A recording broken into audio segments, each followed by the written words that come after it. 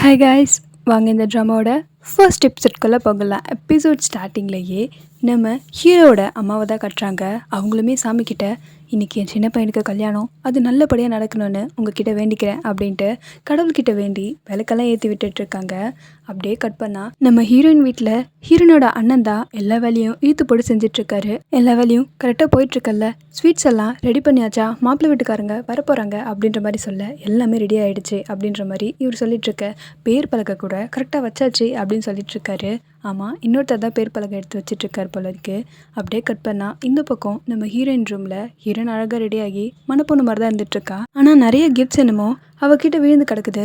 இதெல்லாம் எதுக்கு, இதெல்லாம் நமக்கு தேவையா, பேசாமல் இதை எரிச்சிடலாம் அப்படின்ட்டு ஹீரோனோட அண்ணி சொல்லிட்டு இருக்காங்க.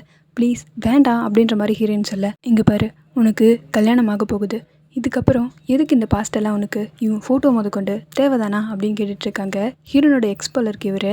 ஸோ ஒரு ஞாபகமாக வச்சுருக்க கிஃப்ட்ஸ் எல்லாத்தையும் எரிச்சிடுவேன் அப்படின்னு சொல்லிட்டுருக்க. அதான் நீங்கள் சொன்ன மாதிரி இந்த கல்யாணத்துக்கு நான் சம்மதிச்சிட்டேன்ல, அப்புறம் எதுக்கு இப்படிலாம் பண்ணிட்டுருங்க, ப்ளீஸ் இப்படி பண்ணாதீங்க அண்ணி அப்படின்னு கெஞ்சி கேட்டுட்ருக்க. இங்கே பார், அம்மா அப்பா இல்லாமல் உன்னை ஒழுங்காக வளர்த்துருக்கோம், மற்றவங்க முன்னாடி எங்களை சந்தி சிரிக்க வைக்க பார்க்குறியா, அதுவும் உன்னை ஒழுங்காக வளர்க்கலன்னு சொல்லிட்டு இதுக்கப்புறமும் இது எதையும் நீ வச்சுக்கக்கூடாது அப்படின்னு சொல்லிட்டு அதை எரிக்கே எடுத்துகிட்டு போயிட்டுருக்க. ஹீரோயின் தான், ப்ளீஸ் தயவு செஞ்சு அப்படி பண்ணாதீங்க அப்படின்னு அவங்கக்கிட்ட கெஞ்சிட்ருக்கா. பட் அவங்க ரெண்டு அண்ணியுமே விடுற மாதிரி தெரியல. இதை எரிச்சே தான் தீர்வோம் அப்படின்னு சொல்லிட்டு எடுத்துகிட்டு போயிட்டுருக்காங்க. நம்ம ஹீரோயினை கல்யாணம் பண்ணிக்க போகிறவர் ஒரு பெரிய இடத்து பையன் போல இருக்குது. ஸோ அவருக்கோசரம் போலீஸ்லாம் வெயிட் பண்ணிட்டு இருக்காங்க. இந்த பக்கம் நம்ம ஹீரோட அப்பாவுமே கல்யாண மண்டபத்துக்கு வந்து சேர்ந்துட்டாரு. ஹீரோட அப்பா ஒரு சாமி பக்தர் போல இருக்கு. ஸோ எப்பயுமே சாமி பேரையே திருப்பி திருப்பி உச்சரிச்சுட்டு இருக்க. கட் பண்ண இந்த பக்கம் ஹீரோயினையுமே அட்லீஸ்ட் இந்த ஃபோட்டோவையாச்சும் விட்டுருங்க அப்படின்னு கெஞ்சிட்டு இருக்க. ஆமாம், என்னமோ அவன் உனக்காக உண்மையாக இருந்த மாதிரி நீ இவ்வளோ பேசிகிட்டு இருக்கியே, அவன் உன்னை ஏமாற்றிட்டு போயிட்டான், அவனை நம்பி வீட்டை விட்டு ஓடி போனியே, அவன் உன்னை தேடி வந்தானா, வரல அப்படின்னு சொல்ல, அவன் பொய்யா இருக்கலாம், ஆனால் என் காதல் பொய் கிடையாது, அது உண்மைதான் அப்படின்ற மாதிரி இவ சொல்ல, இவ கேட்க மாட்டா அப்படின்ட்டு அவங்க எல்லாத்தையும் போட்டு பிடிச்சி எரிச்சிட்ருக்காங்க. கட் பண்ணால் அங்கே ஆட்டம் பாட்டம் கொண்டாடுன்னு சொல்லிட்டு ஒரு டான்ஸ் ப்ரோக்ராமே நடந்துட்டுருக்கு. இப்படி போயிட்டுருக்கும்போது அந்த இடத்துக்கு வர ஹீரோனோட அண்ணனுமே டைம் ஆகிட்டுருக்கு முகூர்த்தத்துக்கு அப்படின்னு சொல்லிட்டுருக்கா. என்னப்பா நீ என் பிள்ளை கூட ஒரு டான்ஸ் ஆடாமல் அது எப்படி நல்லாயிருக்கும் அப்படின்னு சொல்லிட்டு ஹீரோவை கூப்பிட செய்கிறாங்க. இவர் தான் நம்ம ஸ்டோரியோட ஹீரோ. இவர் வந்த உடனே அவங்க அப்பா கூட சேர்ந்து ஒரு டான்ஸ் ஆட ஆரம்பிக்கிறாரு. அங்கே ஒரு ஐட்டம் டான்ஸுக்கான பொண்ணுமே வந்திருப்பா. ரெண்டு பேர் கூடயுமே ரெண்டு பேரும் டான்ஸ் ஆடிட்டுருக்காங்க. என்னடா இது அப்படின்னு தான் இருக்கும் பார்க்குற நமக்கு. ஏன்னா ஹீரோ வந்தது என்னமோ அவரோட கல்யாணத்துக்கு யாரோட கல்யாணமோன்ற மாதிரி அந்த பொண்ணு கூட டான்ஸ் ஆடிட்டுருக்காரு. இப்படி ஆட்டம் பாட்டான சந்தோஷமாக டான்ஸ் ஆடிட்டு இருக்கும்போது ஹீரோ மேலே யாரோ தெரியாமல் தண்ணியை ஊற்றிடுறாங்க. அவ்வளோதான், அவன் செம்மையாக டென்ஷன் ஆகிடுறான். அவனை பல்லாருன்னு ஒரே தான், இல்லை பாஸ், அதான் கண்ணாடி கிளாஸ் கீழே விடல அப்படின்னு சொல்ல, ஆனால் கொஞ்சம் விட்டுருந்தா நீ கீழே போட்டிருப்பல அப்படின்னு சொல்லிட்டு ஹீரோவுமே அவனை அடிக்க. இங்கே பார், எனக்கு இப்படி கீழே விழுற எதுவுமே பிடிக்காது, புரிஞ்சுதா அப்படின்னு அவனும் அமைதியாக நின்றுட்டுருக்கான். அப்படியே கட் பண்ணி இந்த பக்கம் நம்ம ஹீரோயின் கிட்ட அவங்க அண்ணியை சொல்லிட்டுருக்காங்க. இப்படி கைவிட்டு போன ஒருத்தையை தான் நம்ம கல்யாணம் பண்ணிக்கிட்டோன்னு தெரிஞ்சுன்னு வச்சுக்கேன், உன் வாழ்க்கையே நரகமாக மாறிடும். எந்த ஒரு பையனுக்கும் தான் கல்யாணம் பண்ணிக்க போகிற பொண்ணுக்கு பாஸ்ட்டில் ஒரு லைஃப் இருந்ததுன்னு தெரிஞ்சால் கண்டிப்பாக அவளை ஏற்றுக்க மாட்டான், அவளை பிடிக்கவும் செய்யாது. இதெல்லாம் உன்னோட நல்லதுக்கு தான் சொல்கிறோம், புரிஞ்சுக்கோ அப்படின்னு சொல்லிட்டுருக்காங்க. இப்படியெல்லாம் பேசி ஒரு வழியாக அவளை அமைதிப்படுத்தி ரூமுக்கு கூட்டிகிட்டு வராங்க. கட் பண்ண இந்த பக்கம் ஹீரோவுமே மேடை ஏறிடுறாரு. வாங்க வந்து உட்காருங்க அப்படின்ற மாதிரி ஹீரோவை ஐயர் மணமேடையில் உட்கார வைக்கிறாரு. ஹீரோ உட்காந்ததுக்கு அப்புறம் தான் ஹீரோயின் படிக்கட்டுலேருந்து கீழே இறங்க ஆரம்பிக்கிறா. ரெண்டு பேருமே கொஞ்சம் பெரிய ஃபேமிலி மாதிரி தான் தெரியுது. அப்படி இறங்கும்போது கூட ஹீரோயினுக்கு மனசே வர மாதிரி தெரியல. படிக்கட்டுலேயே நின்றுட்டுருக்க அவங்க அண்ணி தான் கஷ்டப்பட்டு அவளை பிடிச்சி கூட்டிகிட்டு வந்துட்டுருக்காங்க. அப்படி கூட்டிகிட்டு வரும்போது அவங்க மாமனார் வேற அப்படியே நிலுமா அப்படின்னு சொல்லிடுறாரு. கரெக்டாக லாஸ்ட் படிக்கட்டு கீழே கால் வைக்கும்போது அந்த மாதிரி சொல்லிட சரின்னு சொல்லிட்டு அவளும் அங்கேயே நிற்கிறா. என்ன ஆச்சுன்னு சொல்லிட்டு யாருக்குமே புரியல. அவர்கிட்ட வேலை பார்க்குறவங்க கிட்ட ஒரு பெட்டியை கொண்டு வர சொல்கிறாரு. அந்த பெட்டி ஃபுல்லாக காசாக இருக்குது. அந்த காசை ஃபுல்லாக நம்ம ஹீரோயின் வர பாதையில் அவர் எடுத்து போட்டுட்ருக்காரு. எடுத்து போட்டு மேடை வரைக்குமே அந்த காசை எடுத்து போட வைக்கிறாரு. சரிம்மா, இதோ இதில் தான் நீ நடந்து வரணும், ஏன்னா நீ எங்கள் வீட்டுக்கு மருமகளாக வரப்போகிற, அந்த கெத்தை நீ இப்பயே காட்டணும்ல அப்படின்ற மாதிரி சொல்லிட்டுருக்காரு. சரின்னு சொல்லிட்டு மற்றவங்களும் அமைதியாக பார்த்துட்ருக்க. ஆனால் ஹீரோயினுக்கு தான் மனசு வரல போல இருக்குது. செருப்பை கட்டினாலுமே அந்த காசில் ரவை கூட காலே படாமல் ஒரு ஓரமாக காலை வச்சு நடந்து வந்துட்டுருக்கா. இதை பார்க்குற எல்லாருமே ஷாக் ஆகுறாங்க. என்னது இது, இப்பயே மாமனார் பேச்சை அவள் கேட்க மாட்டேங்கிறா, அதுவும் எவ்வளோ பெரிய ஆள் அவர், இது அவளுக்கு அசிங்கம் தானே, ஐயோ இந்த பொண்ணுக்கு என்ன ஆக போதோ தெரியல, அவர் இந்த பொண்ணை கொன்னே போட்டாலோ ஆச்சரியத்துக்கு இல்லைன்ற மாதிரிலாம் எல்லாரும் பேசிகிட்டு இருக்க ஹீரோக்குமே முகமே மாறிடுது அவங்களாம் இப்படி பேசும்போது. ஏன்னா ஹீரோயின் அப்படி பண்ணியிருக்க கூடாதுன்ற மாதிரி தான் அவரும் நினைக்கிறாரு போல இருக்கு. பட் நம்ம ஹீரோயினா நடந்து முடிச்சு கரெக்டாக மேடைக்கிட்ட வரும்போது அந்த இடத்துக்கு அவங்க மாமனார் வந்து நிற்கிறாரு. பரவாயில்லையே, என் மருமகளுக்கு காசோட மதிப்பு தெரிஞ்சிருக்கு, லட்சுமி கடாட்சமான மருமக தான் போல இருக்கே அப்படின்னு சொல்லிட்டு அவர் சிரிக்க செய்ய மற்றவங்களுமே அதை பார்த்துட்டு சிரிக்கிறாங்க. நான் உனக்கு ஒரு டெஸ்ட் வச்சேம்மா, அதில் நீ 100% பாஸ் ஆகிட்ட, போய் உட்காரு அப்படின்ற மாதிரி சொல்லிட்டு இருக்க. இதை பார்க்குற ஹீரோக்குமே இப்போ சிரிப்பு வர செய்யுது. சரின்னு சொல்லிட்டு ஹீரோயினுமே அமைதியாக போய் ஹீரோ பக்கத்தில் உட்கார செய்ய அவங்களுக்கு நடக்க வேண்டிய சடங்கெல்லாம் நடக்க ஆரம்பிக்குது. நம்ம ஹீரோயின் தான் அவருக்கு முதல்ல மாலை போடுறாங்க. மனுஷன் ரொம்ப ஹைட்டாக இருக்கிறதுனால அவங்க முடிஞ்சதுக்கப்புறம் தான் அவளால் மாலையே போட முடியுது. இவனும் மாலையை போட அடுத்த ஐயருமே இந்த மாதிரி 3 வாக்குறுதி நீங்கள் கொடுக்கணும், உங்கள் மனசுக்குள்ளே சொன்னால் போதும் அப்படின்ற மாதிரி சொல்ல, அது எப்படி என்னோட காதல் எல்லாருக்கும் தெரிய வேணாமா, நான் சத்தமாக தான் சொல்லுவேன், அதுவும் குங்குமம் வச்சுட்டேன்ற மாதிரி சொல்ல இவருமே சரின்ற மாதிரி கேட்டுக்கிறாரு. பட் கட் பண்ணால் நம்ம ஹீரோயின் பாஸ்டில் நடந்ததை யோசிச்சு பார்த்துட்டு இருக்காங்க. எல்லாரும் அந்த இடத்துல ஹோலி கொண்டாடிட்டு இருக்க நம்ம ஹீரோயின் மேலே அவங்க குங்குமத்தை ஃபுல்லாக கொட்டிடுறான். இதே மாதிரி நம்ம கல்யாணத்துலேயும் கொட்டணுன்ற மாதிரி சொல்லிட்டு இருக்க, கண்டிப்பாக செய்வேன், நம்ம காதலுக்கான அடையாளமாக இருக்கும் அப்படின்ற மாதிரிலாம் இவங்க சந்தோஷமாக அப்போ பேசியிருந்திருப்பாங்க போல இருக்கு. ஆனாலும் எனக்கு பயமாக தான் இருக்குது அப்படின்னு அவள் அப்பயே சொல்லியிருப்பா. எதுக்கு பயப்படுற, அதான் நான் இருக்கல, எப்போவும் கூடயே இருப்பேன் அப்படின்னு சொல்லியிருப்பா. இப்போ ப்ரெசென்ட்டில் யோசிச்சு பார்க்கும்போது அவளுக்கு கண்ணெல்லாம் கலங்குது.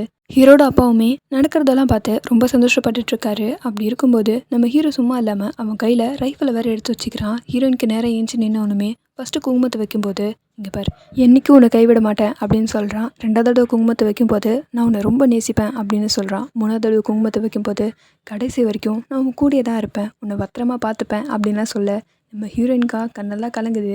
இவன் வேற ஒரு தடவும் குங்குமம் வைக்கும்போது ஃபயர் பண்ணிகிட்டே இருக்க அதுலேயே பயப்பட செய்கிறா. ஆனால் இவன் சந்தோஷமாக தான் சிரிச்சிட்டு நிற்கிறான். இந்த சடங்கெல்லாம் முடிஞ்சதுக்கப்புறம் அவளுக்கு தலையுமே கட்டி அவளை பொண்டாட்டி ஆக்கிக்கிறான். ஆனால் இப்போ தான் ஹீரோயின் யோசிச்சு பார்க்குறா, பாஸ்ட் நடந்தது எல்லாமே ஒரு பாஸ்ட் தான் போல இருக்குது, நான் உன்னை எவ்வளோ நம்பினேன், ஆனால் நீ என்னை ஏமாற்றிட்டு போயிட்ட, எல்லாமே பொய்யா போச்சு அப்படின்னு இவன் மனசுக்குள்ளே ஃபீல் பண்ணிட்டு இருக்கும்போதே எந்திரிச்சு சுத்த சொல்கிறாங்க. சரின்னு சொல்லிட்டு மேடையை சுற்றலான்னு எந்திரிக்கும்போது ஹீரோ கால் தடிக்கி கீழே விழ போகிறான். கரெக்டாக ஹீரோயின் அவன் கையை பிடிச்சி அவனை எப்படியோ கீழே விழாமல் தடுத்து நிறுத்திட. இதை பார்க்குற ஹீரோடாப்பா இதே மாதிரி தான் எப்பயும் ஒத்துமையாக இருக்கணும், ஒருத்தருக்கு பிரச்சனைனா இன்னொருத்தர் சப்போர்ட்டாக இருக்கணும் அப்படின்னு சொல்லி சந்தோஷப்பட்டுக்கிறாரு. கெட்டதுலேயும் ஒரு நல்லதுன்ற மாதிரி மற்றவங்களுமே சிரிச்சிக்க. பட் ஹீரோயினி இந்த இடத்துல முடிவு பண்ணுறா, இதுக்கப்புறம் ஹீரோ தான் எல்லாமே அப்படின்னு சொல்லிட்டு அவள் பாஸ்டோடே விட்டுடணும் அப்படின்ற மாதிரியும் மனசுக்குள்ளே நினைக்கிறா. பட் ஹீரோவா இவளை பார்த்து ரொம்ப சந்தோஷப்படுறான். ஃபங்க்ஷன்லாம் முடிஞ்சு ஹீரோயினியை வீட்டை விட்டு வழி அனுப்பி வைக்க அவங்க அண்ணனுமே, இங்கே பாருமா, அம்மா அப்பா போனதுக்கப்புறம் உன்னை என் தங்கச்சியாக கிடையாது, உன்னை என் பெத்த பொண்ணாக நினச்சி தான் வளர்த்தேன், போகிற இடத்துலையும் நீ அந்த பெருமையை காப்பாற்றணும் அப்படின்ற மாதிரிலாம் அருமை பெருமையெல்லாம் சொல்லி தான் நம்ம ஹீரோயினை அனுப்பி விட்டுட்ருக்க. இவளுக்கா அங்கேருந்து கிளம்பும் போதே கண்ணெல்லாம் கலங்குது. பட் அங்கேருந்து வழி அனுப்பி வைக்கிறாங்க. காரில் வரவளும் அமைதியாக வேடிக்கை பார்த்துட்டே வரா, எதுவும் பேசுகிற மாதிரி தெரியல. இவனும் அவகிட்ட பேச ட்ரை பண்ணுறான், அவள் மேலே கையெல்லாம் போட்டு ட்ரை பண்ணிட்டு இருக்கான். ஆனால் பயமாக இருக்குது. எப்படியோ அவள் கையை பிடிச்சிடுறான். இவ தான் என்னன்ற மாதிரி பார்க்க செய்ய கையை பிடிச்சி விடலாம், ஏன்னா ரொம்ப டயர்டாக இருக்குது அப்படின்லாம் சொல்கிறான்.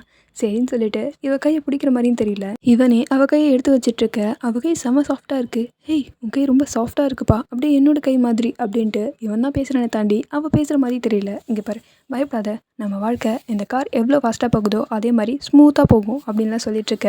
கார் பஞ்சர் ஆகிடுது, சூப்பரா அப்படின்னு தான் இருக்குது இந்த இடத்துல. டிரைவருமே, சார் வண்டி பஞ்சர் ஆகிடுச்சு, ஒரு 1/4 மணி நேரம் ஆகும்னு நினைக்கிறேன், அது வரைக்கும் வேணா வெளில நின்றுட்டுருங்களேன் அப்படின்னு சொல்கிறான். அங்கே ஒரு பெரிய மரம் இருக்குது. சரின்னு சொல்லிட்டு ஹீரோமே கொஞ்சம் வெளியிலே வெயிட் பண்ணலாம் அப்படின்ட்டு ஹீரோயினியை கையை பிடிச்சி வெளில கூப்பிட்டு வரான். அவன் கையை கூட அவளை பிடிக்க மாட்டேங்கிறா. இவன் தான் வாலண்டரியா அவளை பிடிச்சி வெளில கூப்பிட்டு போயிட்டுருக்கான். அங்கே வந்தவனுக்கும் அடுத்து என்ன பண்ணணும்னு தெரியல. சரி என்ன பண்ணலாம் அப்படின்ட்டு இவகிட்டே கேட்க, எனக்கும் தெரியலையே அப்படின்னு சொல்லிட்டு இருக்கா. சரி நம்ம வித்தியாசமாக ஏதாச்சும் பண்ணுவோமா அப்படின்னு சொல்லிட்டு ஹீரோயின் கிட்ட நெருங்கி வந்தவன் ஒரு கத்தி எடுத்து காட்டிகிட்டு இருக்கான். இவளுக்கா அள்ளு விட்டுடுது, என்ன பண்ண போகிறான் இவன் அப்படின்ற மாதிரி தான் பார்த்துட்டு இருக்கா. இவனா நம்ம ஃபர்ஸ்ட் டைம் இந்த இடத்துக்கு வந்திருக்கோம்ல, அதுவும் கல்யாணத்துக்கு அப்புறம், இது ஒரு ஞாபக சின்னமாக இருக்கணும் அப்படின்னு சொல்லிட்டு அந்த மரத்தில் இவனோட பேரையும் அவளோட பேரையும் எழுத போயிட்டுருக்கான். அங்கே நிறைய கயிறுலாம் கட்டி எதுவும் மந்திரிச்சு வச்ச மாதிரி இருக்குது. அது கோவிலா என்ன இடம்னே தெரியல. இவளுமே வேண்டாம் அதை கட் பண்ணாதீங்க அப்படின்னு சொல்லிட்டு இருக்கா. ஏன்னா இவன் பேர் எழுதணுன்னா அந்த கயிறெல்லாம் கட் பண்ணணும் போல இருக்குது, அது நல்லதுக்கு இல்லை அப்படின்னு சொல்ல, இதெல்லாம் நம்புவனி, அதெல்லாம் ஒன்றும் கிடையாது அப்படின்னு சொல்லிட்டு இவன் மொத்த கயிறையும் வெட்டி விட்டுடுறான். பாத்தியா, ஒன்றுமே நடக்கலை, நீ தான் இதெல்லாம் நம்பி திரியிற அப்படின்னு சொல்லிட்டு இருக்க. அந்த இடத்துல புயல் மாதிரி கிளம்புது. இவளுக்கா பயமாக இருக்குது, தயவு செஞ்சு வேணாங்கன்னு சொல்லி பார்க்குறா. மேலேருந்து ஒரு கிளை தொப்புன்னு கீழே விழுது. இவன் ஜஸ்ட்டு மிஸ்ஸில் கீழே விழுறான். ஐயோ என்னாச்சோ ஏதாச்சுன்னு சொல்லி பதறி போய் அவளும் ஹீரோ கிட்ட வந்து பார்க்குறா. நீங்கள் ஓகே தானே, உங்களுக்கு ஒன்றும் பிரச்சனை இல்லைல்ல அப்படின்ட்டு கேட்க, நான் ஓகே தான், ஆனால் இந்த கிளை எப்படி விழுந்ததுன்னு தான் தெரிலன்ற மாதிரி சரி அப்படின்னு சொல்லிட்டு அந்த கலையே பார்த்துட்டு இருக்கும்போது, சார் வண்டி ரெடி ஆகிடுச்சு போகலாம் அப்படின்ட்டு டிரைவர் சொல்லிடுறான். இவனுமே சரி ஓகே அப்படின்னு சொல்லிட்டு ஹீரோயின் கூட அந்த இடத்த விட்டு கிளம்ப செய்ய, ஹீரோயின் கொலுசு அந்த இடத்துல மிஸ் ஆகிடுது. அவள் காலில் இருந்து கீழே விழுந்துடுது. ஆனால் இதை கவனிக்காத ஹீரோயினுமே காரில் ஏறிடுறாங்க. ஹீரோ தான் அவளுக்கு கதவெல்லாம் திறந்து விட்டுட்ருக்கான். 2 பேருமே அந்த இடத்த விட்டு கிளம்புறாங்க. அப்படி அவங்க கிராஸ் ஆகிற வரைக்கும் அந்த மரம் புயல் ஓயிற மாதிரி தெரியல. அது ஒரு மாதிரி சுற்றிட்டே தான் இருக்குது. இவளுமே அந்த இடத்த விட்டு கிளம்புனதுக்கப்புறம் புயல் ரொம்ப அதிகமாகுது. அந்த புயல் ஒரு மனுஷன் மாதிரி ஆகுது. அதாவது இந்த இலையெல்லாம் சேர்ந்து ஒரு மனுஷன் மாதிரி அங்கே நின்றுட்டுருக்க. அவள் கொலுசு எடுத்து கையில் பார்க்குது. என்னடா இது பேய் கதையா அப்படின்ற மாதிரி தான் இருந்துச்சு எனக்கு இந்த சீனில். மேபி இது ஹீரோயினியை லவ் பண்ண பையனாக கூட இருக்கலாம். ஏன்னா அந்த பையன் சொல்லியிருப்பேன், நான் செத்தா கூட உன்னை காதலிப்பேன், உன்னை விட்டு போக மாட்டேன்னு சொல்லிட்டு. இதோட நமக்கு இந்த எபிசோட் முடிக்கிறாங்க. நெக்ஸ்ட் எபிசோட் சீக்கிரமாக பார்க்கலாம் மக்களே. Okay tata bye bye.